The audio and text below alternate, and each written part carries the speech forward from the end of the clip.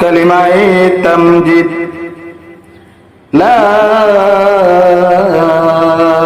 ইলাহা ইল্লা আনতা নূরান ইয়াহদিয়াল্লাহু লিনূরিহি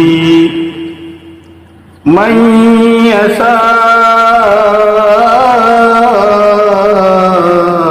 মুহাম্মাদুর রাসূলুল্লাহ ইমামুল মুরসালিন খাতামুন নবিয়্যিন। আল্লাহ ছাড়া ইবাদতের যোগ্য কেউ নেই। তিনি জ্যোতির্ময় আল্লাহ। তিনি জাহির। তিনি যাকে ইচ্ছা স্বীয় জ্যোতি দ্বারা পথ প্রদর্শন করেন। হযরত মুহাম্মদ মুস্তাফা সাল্লাল্লাহু আলাইহি ওয়াসাল্লাম রাসূলগণের ইমাম ও আখিরি নবী সাল্লাল্লাহু আলাইহি ওয়াসাল্লাম।